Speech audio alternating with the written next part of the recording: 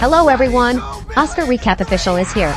In today's video we gonna talking about a film based on the true story of Jordan Belfort, from his rise to a wealthy stockbroker living the high life to his fall involving crime, corruption, and the federal government. Be ready for some spoilers ahead. The film begins with a lion walking through a brokerage firm called Stratton Oakmont Inc., in which appears to be an ad for the firm. This short sequence sets the tone for the rest of the movie, especially since it jumps to the actual office and brokers we will be seeing throughout. Born in a middle-class family in Queens, by the time he was 26, Jordan was making $49 million and already felt like that wasn't enough.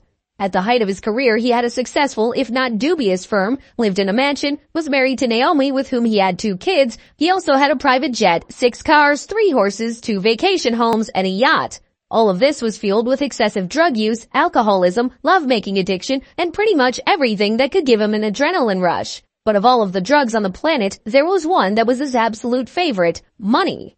Jumping back to the time when he was 22 and just starting out on Wall Street, we see him arriving at the firm where he started his broker career.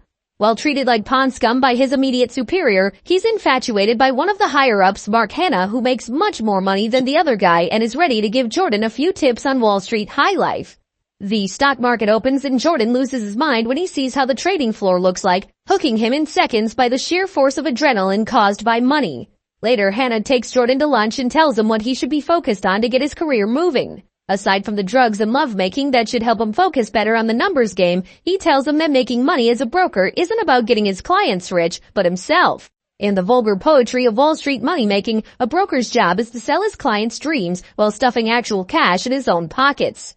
Now, young Jordan still has a bit of a moral issue with that concept, but as we will see, he grows out of that state of mind very fast. For the next 6 months, Jordan learns the ins and outs of the business as he gets ready to get the license that would allow him to buy and sell stocks on the market. Unfortunately, on his first day as a licensed broker, the stock market crashes in what is now known as Black Monday, leaving him and many others jobless.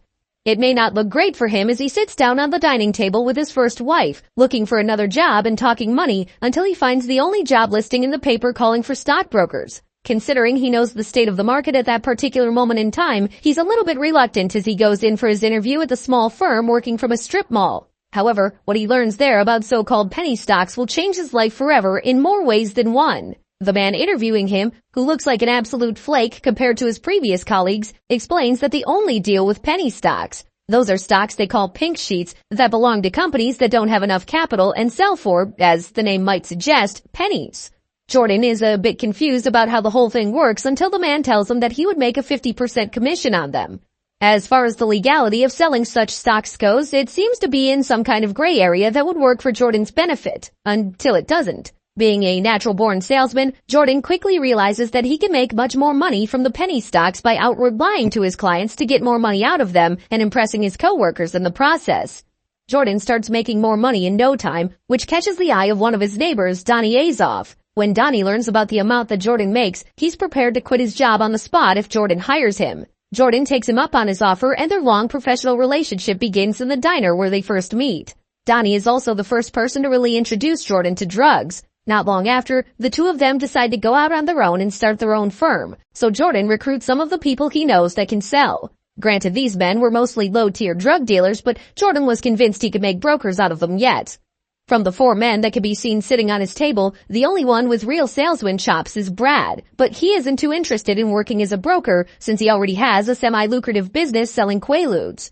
As he's trying to convince these dudes to work for him, he makes them take the ultimate salesman test by giving them a pen and asking them to sell it to him. Brad takes the pen and immediately understands what needs to be done is to create supply and demand, opening the door for Jordan to teach others a lesson that they will need a bit of time to learn, but eventually will.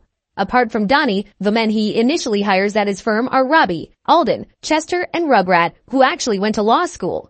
They begin to make money, but Jordan soon realizes that they can make even more if he coaches his brokers into sounding smart enough to be able to sell stocks to people with actual capital.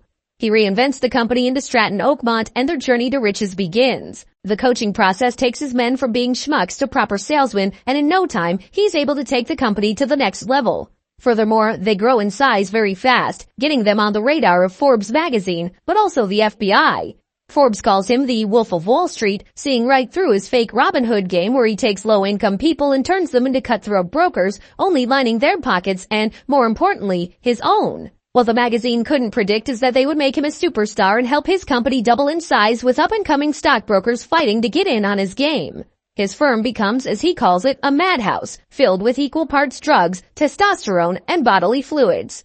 Jordan even gets his father to work for him as some kind of enforcer who will keep them from losing their heads completely in debauchery and expenses. The movie jumps to one of the Staten Oakmont parties where everything in Jordan's life shifts one more time. The party is presented as the all-in-one game changer for both his professional and private life. First and foremost, we see him absolutely drowning in his preferred drug, Quaaludes, or Ludes for short. He and his buddies have figured out an entire system to use it where they can reap all of its benefits when brainstorming money-making ideas.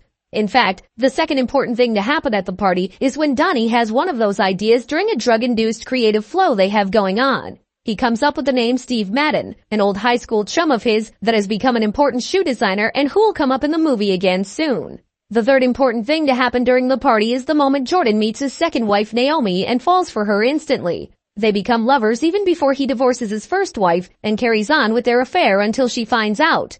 Once he hands over the papers for his divorce though, he instantly moves in with Naomi into a huge apartment.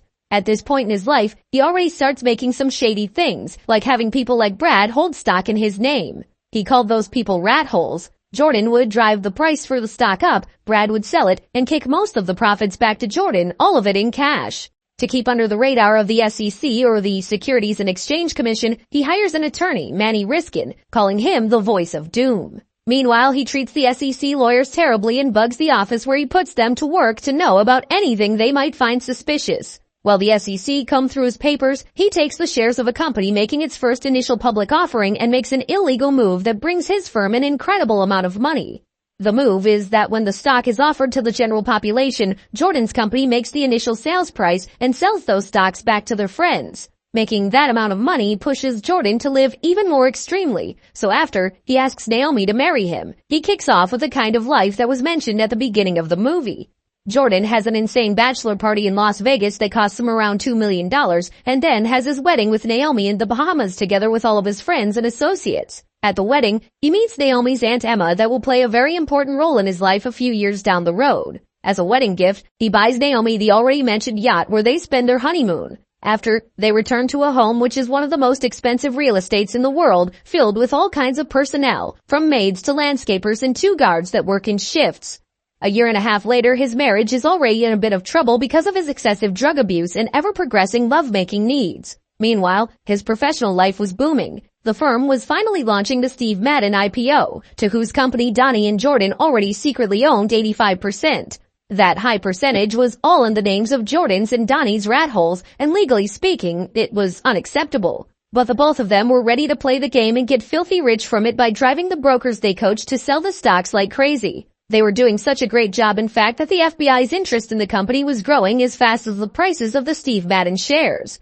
Agent Denham was already charting their entire journey and growth as a firm, noticing the levels in which they were skyrocketing and how fast Jordan was getting richer. The money began coming in fast, and so did calls from the FBI and their investigation to find all of Jordan's possible associates. When Jordan gets a call from the videographer that shot his wedding informing him that the FBI has sent them a subpoena for all the video material, Jordan panics a little. He talks to one of his counselors, a private investigator who used to be a cop, and finds out everything about Denham from him. The PI says that he knows everything about him and that by making the last move, he's trying to rattle him into doing something stupid. Even though the PI tells him not to touch the matter and try to communicate with the agent, Jordan invites the agent for a chat on his yacht. Jordan begins the conversation smoothly, offering Denham an entire list with the names of his associates, but then takes it in another direction, trying to bribe the agent on his side. Denham plays his game for a bit, waiting to see how far Jordan would go and what he would say, but cuts him off at the end saying he isn't interested in bribes. That sends Jordan into a rage in the beginning and then into a panic as to where and how he could hide his money from the federal authorities. Fortunately, his pal Rugrat knew a Swiss banker from his days at law school, so he was able to arrange a meeting for the two of them in Switzerland. Is it necessary to state that Jordan's drug problem was getting worse by the day? In fact, he would take the entire ride to Europe in a lewd-induced haze and find himself strapped to his airplane seat when they arrive in Geneva. At the bank, Rugrat, Donnie, and Jordan meet with Sarl, the banker who, for the time being, will be their saving grace. He quickly familiarizes them with Swiss laws on brokerage and gives them a few hints about workarounds and loopholes they might be willing to consider. When it comes to storing money obtained by stock fraud, they would simply need to use one of Jordan's rat holes that has an EU passport and open the account in their name, making the account untraceable. Jordan suddenly remembers Naomi's British Aunt Emma, since the UK was still in the EU back then, to use as his rat hole for his money. He doesn't have a problem convincing the woman, which seems to have taken a liking to him for some reason, but since he and Donnie have an insane amount of money that needs to be taken into Switzerland in cash, Aunt Emma wouldn't be rat hole enough for the two of them. They get the idea to use Brad's new wife Chantel, who is of Slovenian origin. One test trial in the game and they figure out that it would take her an obscene amount of time to transfer all of their money to the Swiss bank. So as another solution to the problem, Brad elicits the help of Chantel's entire family with Slovenian passports. During the planning stage, Donnie reminds them that it's not just Jordan's money they have to consider, but his as well. He manages to get himself into an argument with Brad, who demands he makes the money drop off somewhere outside and for Donnie to come to the meeting sober. The exchange goes anything but smoothly, with Donnie messing with Brad and eventually managing to get the cops on them as well. Because of Donnie's stupidity, Brad gets arrested and ends up doing 3 months in prison for not ratting him out. That night, Donnie freaks out and goes over to Jordan's house with some lemon 714 ludes that haven't been in production in a long time. Jordan doesn't pick up on the fact that Donnie wants to get something with them, even though he knows he's been keeping them for a special occasion. Since the drugs are really old, 15 years past their expiration date, when they don't begin working on them immediately, Jordan and Donnie keep popping the pills one after the other. Unfortunately, the only thing not working about the drug is their release system, which has slowed significantly over the years, so when the ludes hit the two men, they hit them hard. Jordan gets the high from the drug right in the middle of a conversation with his PI, who tells him that all of his phones are bugged. He barely manages to get home after Naomi calls him to say that Donnie isn't doing well and is talking to Sorrel on the phone. When Jordan arrives, hardly walking, he struggles to get Donnie off the phone, and the moment he does, Donnie starts choking. Jordan saves him from dying on his living room floor with a little help from one of his other favorite drugs. The next day, Jordan gets arrested for driving his car in a doped-up state. Thankfully, he didn't kill himself or someone else on the road. Sometime later, since Jordan is under constant supervision by everyone, Riskin advises him to cut a deal with the SEC and step down from his position in the firm, leaving it for Donnie to run. He tells Jordan to plead guilty for a few things and pay a few fines so the SEC leaves him alone for good. While the FBI won't drop their charges about the Steve Madden case, if everything else is resolved in the manner in which Riskin proposes, they won't be able to do much about them. Jordan's dad advises him to take the deal and save his skin before it's too late. Jordan initially agrees to do it, but once he's back in the office and sees all of his employees, he changes his mind. Everyone cheers for him and proves to be extremely loyal when the FBI comes knocking on their door sometime later. No one gives the FBI any information about the Steve Madden IPO and stalls the agents during the investigation, which Jordan calls harassment. Meanwhile, even though Jordan and Donnie were advised not to leave the country, they decide to take their business with them and run it from Italy. Not long after, Rugrat calls them to say that Steve Madden is dumping all of his shares. Jordan freaks out because most of the shares he owns of the company are in Steve Madden's name. So he tells Rugrat to make everyone else sell their shares too so they can drive the price down and reduce the company stocks to penny stocks. To make matters worse for him, Aunt Emma dies and her account would be permanently locked if he doesn't go to Switzerland to take it over. On their way to Monaco, from where they would go to Switzerland, the yacht gets into some trouble and they almost sink. Fortunately, the Italian Coast Guard saves Jordan, Donnie, and their families from dying, but that doesn't stop all the other problems from coming. In the preceding 2 years, Jordan gets his act together, becomes sober, and becomes a TV personality. But the FBI still manages to build a case against him and arrest him. It appears that Rugrat and Sorrel were arrested on U.S. soil because the banker had some other shady stuff going on the side, but he gave up Jordan to save his own skin with the feds. Jordan gets criminal charges brought up against him for everything ranging from money laundering to obstruction of justice and gets remanded in his home after he pays his bail. In the following period of his life, he stands to lose everything material in his life, but also his wife and kids. Donnie promises to help him with the financial side of things, so when the FBI asks him to rat out Donnie and the rest of his crew, he refuses. The moment things start going downhill with Naomi and he relapses with his drug use, Jordan realizes that he needs to change his tune if he wants to hold on to something in his life.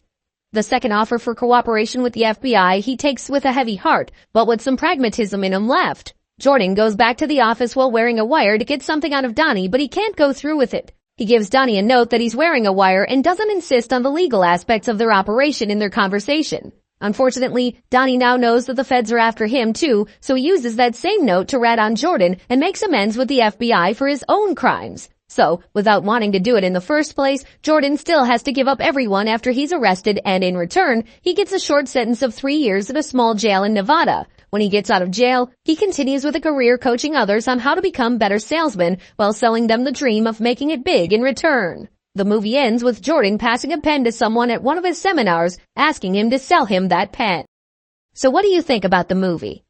Let me know in the comment below. Like and subscribe for more. I'll see you guys on next video.